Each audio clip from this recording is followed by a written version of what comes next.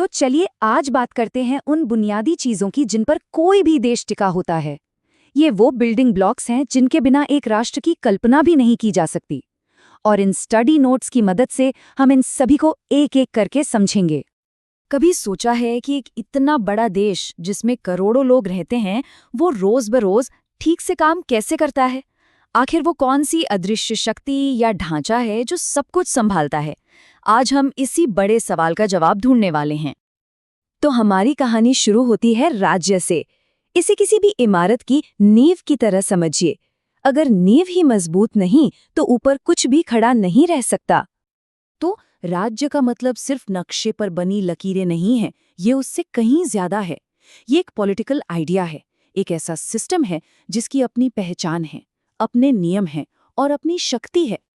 अब ये जो नोट्स हैं, इसमें बहुत अच्छे से बताया गया है कि एक असली राज्य बनने के लिए 4 चीजें चाहिए, बिल्कुल 4 खंभों की तरह, जिन पर पूरी इमारत टिकी होती है। आइए देखते हैं ये 4 चीजें क्या हैं। सबसे पहले भूभाग, मतलब एक तय जमीन। फिर जनसंख्या, उस जमीन पर रहने वाले लोग। अब इन लोगों को चलाने के लिए चाहिए एक सरकार। और सबसे जरूरी, सबसे बड़ी चीज, संप्रभुता। इसका मतलब है अपने फैसले खुद लेने की आज़ादी, बिना किसी बाहरी दबाव के। अगर इन चारों में से एक भी चीज गायब है तो वो राज्य नहीं कहला सकता। अच्छा, यहाँ पर एक बहुत बड़ा कन्फ्यूजन होता है देश और राज्य के बीच में। हम अक्सर इन दोनों को एक ही मान लेते हैं, है ना? लेकिन देखिए, देश एक सांस्कृतिक या भौगोलिक शब्द हो सकता है, पर राज्य एक पॉलिटिकल और कानूनी शब्द है। इसके लिए संप्रभुता यानी अपनी शक्ति होनी ही चाहिए। इसलिए हर देश एक राज्य हो, ये जरूरी नहीं। ठीक है, तो अगर राज्य नींव है तो फिर सरकार क्या है? सरकार वो इंजन है जो इस पूरी मशीनरी को चलाता है। ये वो चीज है जो राज्य के आइडिया को हकीकत में बदलती है। इसे ऐसे समझिए, मान लीजिए राज्य पूरी गाड़ी की बॉडी है, तो सरकार उसका इंजन है जो उसे चलाता है, उसका स्टीयरिंग व्हील है जो उसे दिशा देता है, और वो ड्राइवर है जो फैसले लेता है। बेसिकली सरकार ही राज्य की मर्जी को जमीन पर उतारती है। अब देखिए, सरकारें भी कई तरह की होती हैं।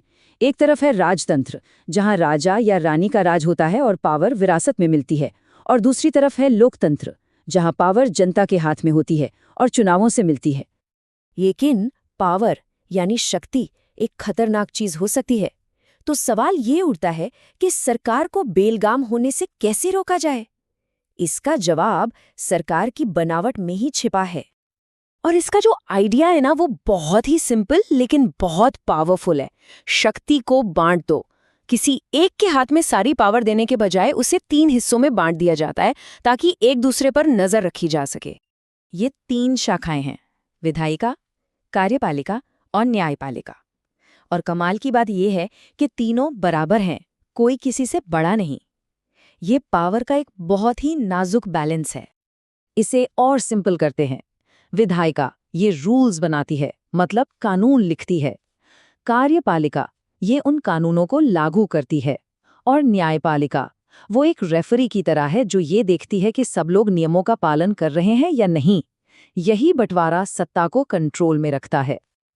लेकिन इन सबको, राज्य को, सरकार को, इन तीनों शाखाओं को एक साथ कौन बांध के रखता है? वो क्या चीज है जो तय करती है कि सब नियमों से चलें?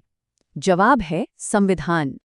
बस ये एक बात याद रखना जरूरी है, संविधान देश का सबसे बड़ा कानून है, सर्वोच्च विधि। कोई भी इसके ऊपर नहीं है। यही आखिरी अथॉरिटी है। संविधान को एक तरह से देश का ऑपरेटिंग सिस्टम समझिए।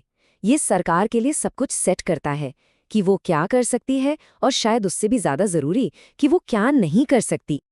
तो आखिर में संविधान ही है जो सरकार और आम लोगों के बीच का रिश्ता तय करता है।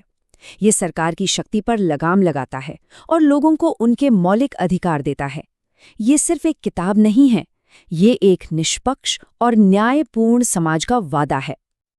और ये सब हमें एक आखिरी सवाल पर लाकर खड़ा कर देता है, क्या कोई भी सरकार संविधान के बिना सच में इंसाफ कर सकती है? क्या बिना किसी सुप्रीम लॉ के, जो सरकार की शक्ति को सीमित करे, न्याय मुमकिन है? ये एक ऐसा सवाल है जिस पर हम सबको सोचना चाहिए।